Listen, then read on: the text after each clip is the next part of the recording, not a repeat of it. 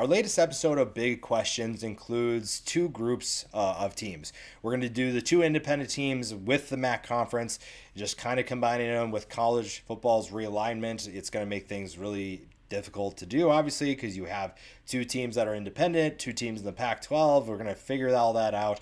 We'll put independent here with the MAC, and we're going to talk about the big questions for all of those teams. Before we do that, though, make sure to subscribe to the channel.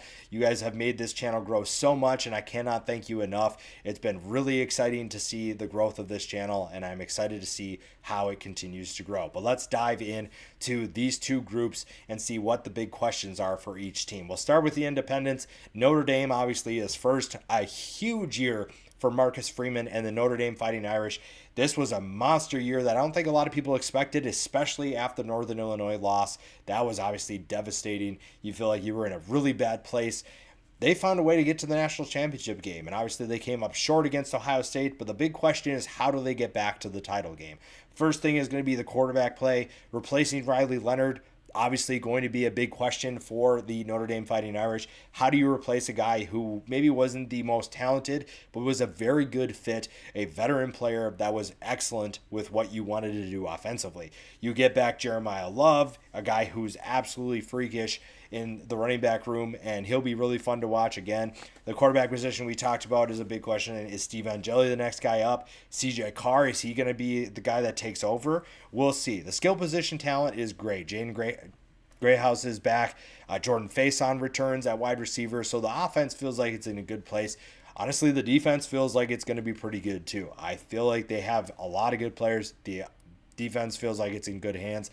The offensive line, honestly, might be one of the best in college football. This is a group that was so resilient last year. They had so many things go wrong for them. They had so many injuries they had to deal with, and some guys were playing through injuries. This was a tough group, tough as nails, and this is a group that is going to set the tone. So you feel like they're in a good position. Schedule doesn't feel like it's too overly challenging. Definitely some unique places or teams that they'll face. So there are some opportunities for them to make noise once again, but there are also some questions at certain positions. Next is UConn. The UConn Huskies had a really good year, a surprising year, and Jim Mora deserves a lot of credit for what he's done. Is there room to grow, though? Is this a team that can improve in 2025? It was a group that surprised a lot of people, took a huge step in 2024. Now they have to show that they can continue this success. UConn is not typically a program that has done that. It's not a program that's typically shown, hey, we're a winner and we're going to win every single year. This is a big year for them to prove that they can do that. Fagano and Evers are back to compete for the starting job at quarterback. 10-win season is possible with the schedule that they have if everything goes right. The toughest games they'll play that will determine if 10 wins is possible: Syracuse, Boston College, and Duke. Now, when you look at those games, you probably think, well, those three teams are going to beat UConn. And yeah, you probably would be right, but we also thought that about a lot of teams last year, and UConn still found a way to win those games. They found ways to surprise a lot of people, and who knows, maybe they're going to be able to do it again. Cam Edwards is back at running back. I think that this is a team that has a lot of exciting things going for them, and it's a team that I think is ready to have its second winning season in a row here. That's the independent teams. Now let's dive into the MAC. The MAC is very interesting. Everybody's kind of has that. It's a beloved conference because of MACtion. You have that November midweek excitement that you get. So you have football from Tuesday to Saturday in terms of college football. So that's something that this unique conference brings to the table. And there are a lot of questions. There's some movement in terms of transfer portal players. There's some movement in terms of coaching. There's plenty of changes that will be happening in the MAC. So let's dive into each team's biggest question. For Akron, is it bowl game or bust? If you're Joe Moorhead, you're 8-28 with the Zips. Honestly, the MAC is not a conference full of teams that are just strapped with cash to be able to make all these firings. Sometimes you just have to endure some tough times. But Joe Moorhead hasn't really done a ton in terms of winning football games. But this is a team that feels like they have a good amount of talent coming back. Ben Finley at quarterback had a 2,600-yard year, 16 touchdowns and 9 interceptions. He feels like he's in a good place to potentially take a step. And Joe Moorhead is definitely a coach that is a good offensive mind. It's just really hard to win games at Akron. It's really hard, and you can see that with his record. Can you get to a bowl game that maybe takes a little bit of the pressure off your shoulders and you find a way maybe to get to where you need to be in order to keep your job? We'll see. I don't know. Akron is definitely in a tough spot. It's a tough place to win. But again, it's really fun to see when the Zips are playing well. I think that you have a certain underdog factor that makes them a little bit more exciting. But we haven't seen that in a while. So this is kind of a big year for Moorhead and his staff. Ball State lost a ton. So really, who's left on the roster? The two deep took a huge hit thanks to graduation in the transfer portal. And this is also a team that went 3-9 last year. So I don't know, maybe that's good. One of the things we talk about when you see a mass exodus of players, of talent, is that a bad thing? Does that say something going on in the locker room? But this is a program that has had success in the past. And maybe after a 3-9 year, you just kind of need to hit the reset button. Some players needed to leave. You let some of these younger players or these new faces take over. I don't really know what's going to happen with Ball State, but a big question is you're going to have to replace a ton of talent on the two deep, and maybe that needs some time. And maybe it's another 3-9 year. Maybe it's another struggle of a year, but maybe that's just what your program needs at this time. Bowling Green brings in a new staff, so obviously there's questions about what is Eddie George able to do. But the real question I want to know is who's going to be their go-to playmaker? When you look at what happened last year, Harold Fannin, for a lot of people who don't pay attention to Bowling Green, came out of nowhere. And for those who diehards, again, you knew who Harold Fannin was, you knew his capabilities, but I think he even surprised people that knew who he was. Now he's off to the NFL. Eddie George has to find a new playmaker that can be their go-to guy. Maybe you'd like to see a more a group approach than one guy doing everything. Fannin was a huge part of their offense. At times was pretty much their only offense. So maybe a guy like Finn Hogan could be that new go-to weapon. But the quarterback position also needs to be resolved. The new staff must need to, they must need time to figure things out. They have to get settled, understand who's in the program, navigate the transfer portal, because I'm sure players will leave, but there are questions that need to be answered if you're Eddie George, and I feel like that's a really good fit for him returning to the state of Ohio, getting him in place. Did really good things at the previous school, and what he did, I think that you're going to be really pleased with what you see, especially in the MAC, a conference that feels like it's wide open every single year. Buffalo is up next, and honestly, is this the MAC sleeper team? Yeah, you lose your QB1, but Taquan Roberson comes in from the transfer portal. I think that he is going to be really fun to watch in this offense.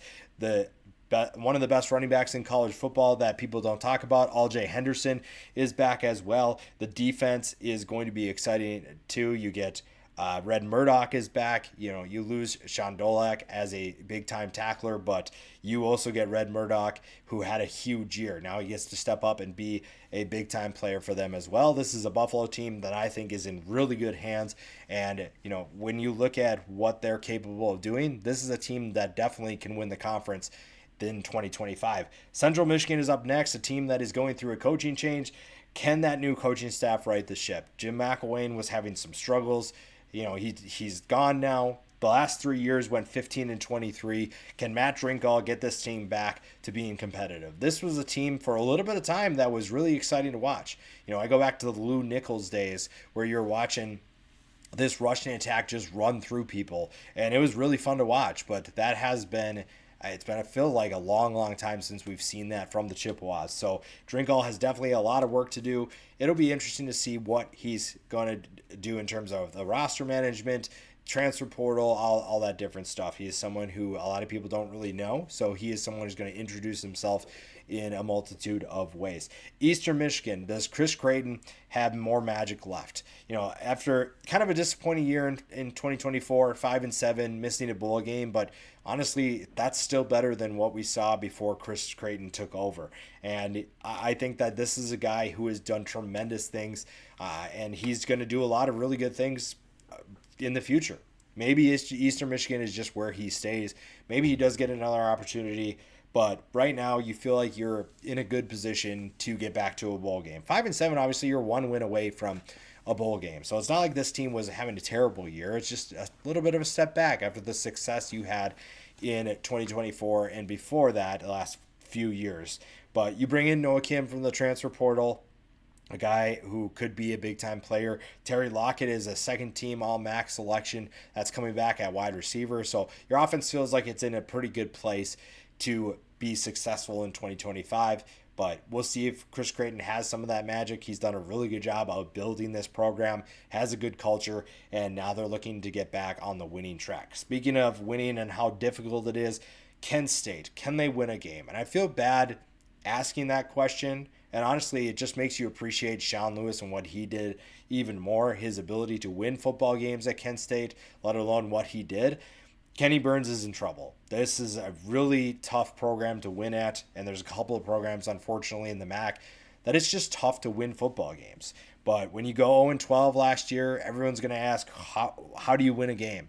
Merrimack is right off the bat. That is probably your most, not probably, that is your most winnable game. That is the only way you're going to start the year with one win through the first month.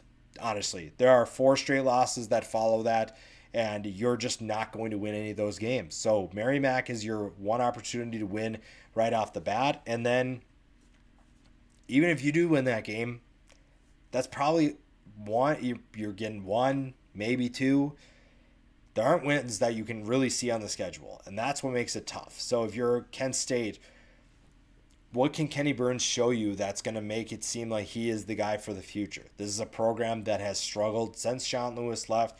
There just hasn't been a ton of success, and the schedule doesn't really do them any favors. So you're almost going to have to just take the checks while you take the losses. A good Buddy Elliott quote. I think that he is, kind of showing everybody that sometimes you just make money and you're just going to take losses with that money. And Kent State's kind of in that place where winning football games is going to come at a premium, and unless you have the right guy in place, it'll be very difficult to do. Granted, being in the MAC may be a little bit easier, but can they win a game? That's probably going to be the biggest question.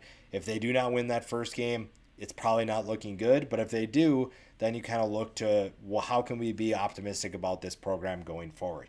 Miami of Ohio, do they have another run in them? Do they have the talent to make another run? I don't think they do when you look at what they have coming back.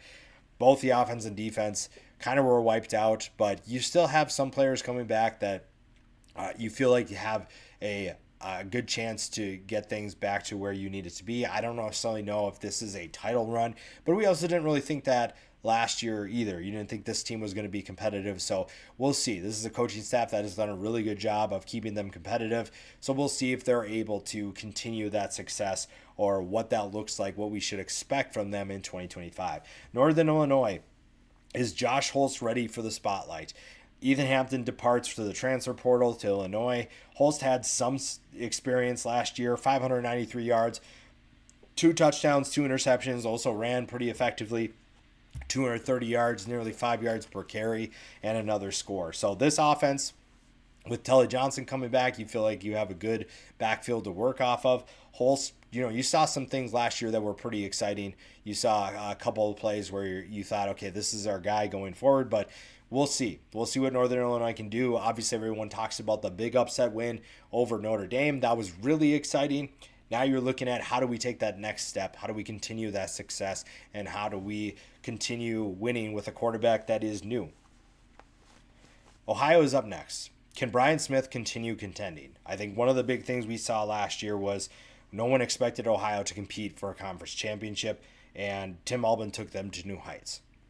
So we'll see if they're capable of doing that. We'll see if they can continue winning at the level that Albin brought them to. You took over for Solich and you thought Tim Albin, okay, maybe he's not going to win at that level.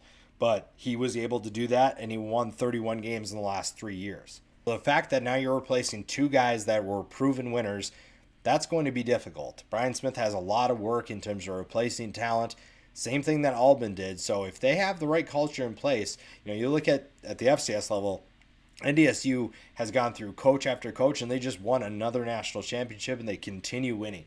Not that put Ohio on that same level, but in the same kind of similar sense. Solich won. Albin takes over. There's doubts about that. He continues winning at a pretty alarming clip. And then Brian Smith takes over. Maybe they still have the right thing in place. They have the formula in place, and it's just more of the same. But we'll see. There's a lot of, big shoes have to be filled, and Brian Smith is just the next guy to do it. Toledo is up next. This is a program that honestly I think needs to win the MAC. Does Jason Candle need a title? That is probably the biggest question. Does he need it if he's going to stay at Toledo? I don't know still put him on the hot seat, but I think people are kind of get tired of not winning the whole thing, getting coming up short. And having a good year is one thing, and certain programs expect more. And Toledo's had a good run of winning seasons, but I think fans maybe are getting a little bit sick of not winning the entire thing. And this is a team that arguably has the most talent in the conference, and will probably have that again. We'll probably have one of the better teams in the conference, if not the best. And honestly, it's just going to come down to how do you win it all? How do you find a way to take that next step? Now, you do lose quite a bit of talent. You lose some NFL talent that's going to hurt, but you also return a guy like Tucker Gleason, who's a solid quarterback. The rushing attack should feel like it's in good hands. Collar Wadenczak is going to be back at running back. Chip Trainum comes in along with Kenji Christian from the transfer portal, so your rushing attack should be one of the best in the conference. Junior Vanderos returns at wide receiver. The defense loses elite talent, but you feel like they have some good players sitting behind them, some guys that got good experience last year as well. So this is a team that is set to make a run at a conference title, but does Jason Candle need that title, or is he okay if he comes up short again? I don't really know. I don't think he's going to get fired by any means, but people are definitely probably getting sick of coming up short and not being the best team. With the amount of talent you have, with the players that we just talked about returning, those are going to be big things that have to go in their favor if they want to kind of change what people think of Jason Candle. I think that he's a good coach and he has the ability to win football games, but I think fans are kind of ready for him to win that title game once again. So we'll go on to UMass here. UMass comes into the MAC for the first time, and you're looking at a team that has once again kind of struggled where they were. Being an independent team is definitely challenging for any program, and UMass has had its fair share of struggles. So my biggest question for them is, will a conference really change anything? Will this do anything for this program, or is this going to be a team that struggles once again? You're going through a coaching change. Obviously, when you look at what the previous regime did, it wasn't necessarily the best experience, but also I think at the same time, it's really tough to win at UMass. Winning at UMass has been a challenge. You've had some interesting players, but I think at the same time, you also look at, I don't know, you've had some good players like Andy Isabella come through there, but I think that even if you had certain talent, you have to show that you can win football games. That's going to be a tough thing to do when you just have been in a really tough schedule. I think that joining a conference maybe makes things a little bit easier. You have a little bit more certainty with who you face. Maybe you're able to prepare better for certain teams, but it's still going to be difficult. Honestly, you look at what this team, and honestly, actually, this is a return to the MAC, their return to this conference. Maybe it's going to be a good thing. And honestly, when you look at what they did in their previous stop at the MAC, it wasn't great, honestly. In 2012, 1-11, 2013, 1-11, 2014, 3-9, 2015, 3-9. Then you go to independent. You haven't had a winning season since, well, a long, long time. You haven't had one in the FBS level for a while. So this is going to be tough, but you have a new coaching staff comes in, a guy who knows the area, knows how to recruit, knows how to get the right players. What he did at Maine, I think is really good, but it's tough to win at UMass. Maybe you find more wins because, again, we just talked about Akron might be in a tough place. Ball State lost a ton of players on their roster. Bowling Green is in a better place, but lost a ton of talent and also is going through a new coaching staff. Central Michigan has a new coaching staff. Eastern Michigan's hard to win at. Kent State is terrible. Miami, Ohio just lost a lot of talent. So you feel like there are teams that you can compete with if you're UMass if you have the right players. They have certain players coming back that could be really exciting to watch. But again, winning football games at the FBS level, no matter what conference you're in, can be challenging, and you have to have the right team in place. Lastly, Western Michigan. Western Michigan surprised a lot of people with a 6-7 season, and honestly, you have to give them a lot of credit for what they did. I don't think a lot of people are talking about Western Michigan because everybody expected them kind of to be at the bottom of the conference, but they found ways to win football games, and that's really exciting. Who's quarterback one? Who's going to be that guy? Is the rushing attack? Buckley is back. You feel like you're in a pretty good place with him. Cole Cabana comes in from the transfer portal. So you feel like you're in a good place, honestly, and it'll be interesting to see if they're capable of doing that. So that's independent and MAC. This is really exciting. These groups of teams will be really fun to watch in 2025. There's a lot of questions that must be figured out, and it'll be interesting to see what these teams can do. There's a lot of big questions, a lot of things that need to be answered, but those answers could mean good things for these teams in 2025.